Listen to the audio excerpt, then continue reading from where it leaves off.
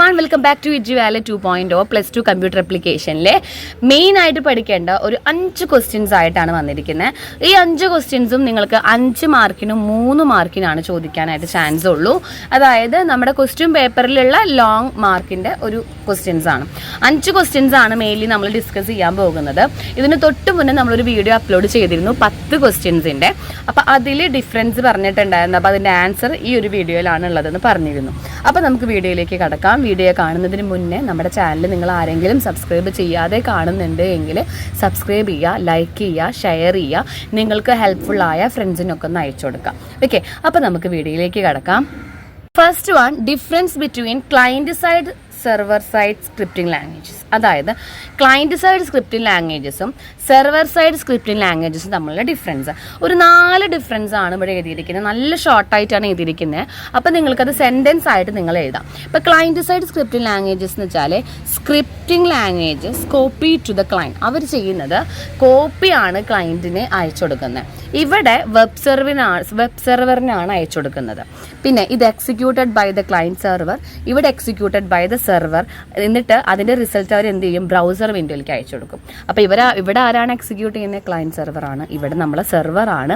Result പിന്നീട് അവർ ആർക്ക് അയച്ചു കൊടുക്കും? ബ്രൗസറിലേക്ക് അയച്ചു കൊടുക്കും. ഇവിടെ client side scripting language can possible to block by യൂസേഴ്സിന് തന്നെ ബ്ലോക്ക് ചെയ്യാൻ പറ്റും. ഇവിടെ ആ ഒരു പോസിബിലിറ്റി നമുക്കില്ല. It depends upon the type and version of the browser. ഓരോ ക്ലയൻറ്റ് സൈഡും അതിൻ്റെ ബ്രൗസറിൻ്റെ ടൈപ്പും വേർഷൻ അനുസരിച്ച് മാറിയിരിക്കും. സെർവർ സൈഡ് എന്ന് വെച്ചിട്ടുണ്ടെങ്കിൽ അങ്ങനെ does not depends on server and browser. അതിൻ്റെ ബ്രൗസറിൻ്റെ വേർഷൻ അനുസരിച്ച് നമുക്കതിന് ഡിഫറൻസ് ഉണ്ടായിരിക്കില്ല. 4 പോയിൻ്റാണ് എഴുതിയിരിക്കുന്നത്. 4 പോയിൻറ്റും പഠിക്കാം.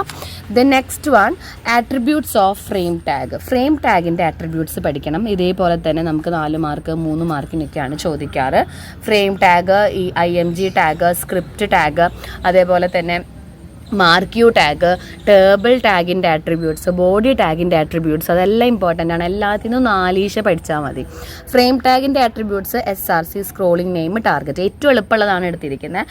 SRC എന്ന് പറഞ്ഞാൽ തന്നിരിക്കുന്ന ഡോക്യുമെൻറ്റിന് URL കൊടുക്കാനായിട്ട്.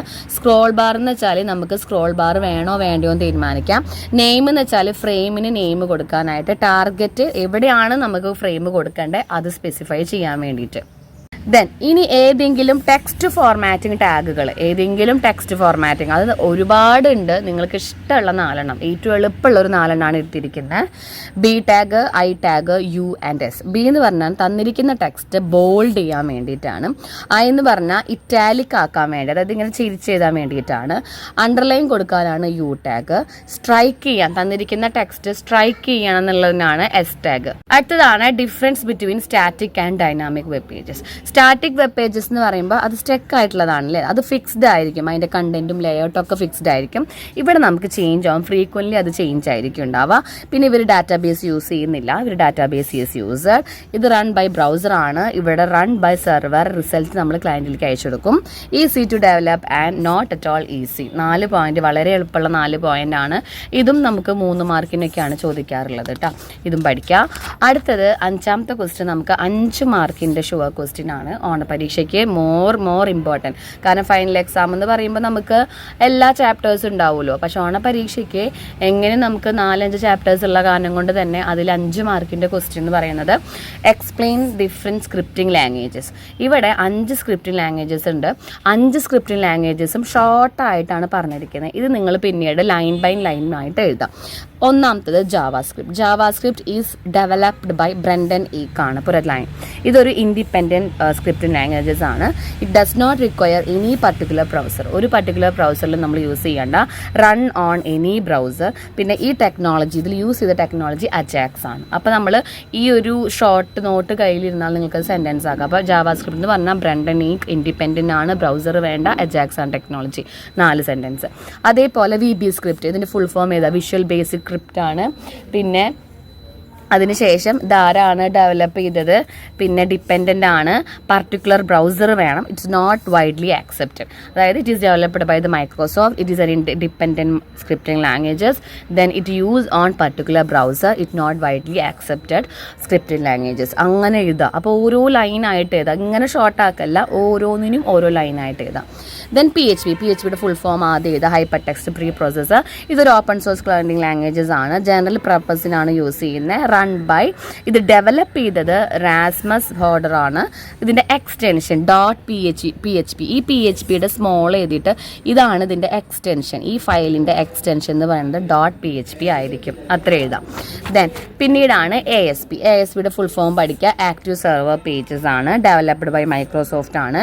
These web pages are embedded in dynamic content. അത് ഡൈനാമിക് കണ്ടന്റ് എന്ന് പറയുമ്പോൾ അതിൻ്റെ സ്റ്റൈലും ഫോർമാറ്റുകളും എല്ലാം നമുക്ക് അതിൽ യൂസ് ചെയ്യാൻ പറ്റും. ഒരു സ്മോൾ ആപ്ലിക്കേഷൻ ആണ്, പ്ലാറ്റ്ഫോം ഡിപ്പെൻഡൻ്റ് ആണ് അതിൻ്റെ extension ASP, small letter ASP dot കേട്ടോ. ഇതാണ് ഏതിൻ്റെ എക്സ്റ്റൻഷൻ, ASPയുടെ എക്സ്റ്റൻഷൻ. നെക്സ്റ്റ് ആണ് JSP, run by Sun micro system, Java server page ആണ്, അതിൻ്റെ എക്സ്റ്റൻഷൻ നമ്മൾ നോക്കുക. ദെൻ പ്ലാറ്റ്ഫോം ഇൻഡിപെൻഡൻ്റ് ആണ്. അങ്ങനെ 5 സ്ക്രിപ്റ്റിംഗ് ലാംഗ്വേജസിനെ കുറിച്ചിട്ട് ഒരു 4-5 ലൈൻസ് അറിയണം. ഓക്കെ, അപ്പോൾ 5 എണ്ണം ഇവിടെ പറഞ്ഞിട്ടുണ്ട്. അപ്പോൾ 5 ക്വസ്റ്റ്യൻസും ഡിഫറൻസസ്, 2 ഡിഫറൻസസ്, പിന്നെ 2 ടാഗുകളുടെ ആട്രിബ്യൂട്ട്സുകൾ, അതേപോലെ നമ്മൾ 5 സ്ക്രിപ്റ്റിംഗ് ലാംഗ്വേജസ് വളരെ ഇമ്പോർട്ടൻ്റ് ആണ്. ഈ 5 ക്വസ്റ്റ്യൻസ് ഓണം എക്സാമിന് വളരെ ഇമ്പോർട്ടൻ്റ് ആണ്. അപ്പോൾ വേഗം പഠിക്കാനായിട്ട് ശ്രദ്ധിക്കുക. എല്ലാവർക്കും വീഡിയോ ഹെൽപ്ഫുൾ ആയി എങ്കിൽ നിങ്ങളെ ഫ്രണ്ട്സിനൊക്കെ അയച്ചു കൊടുക്കാനും സബ്സ്ക്രൈബ് ചെയ്യാനും മറക്കരുത്. Okay, thank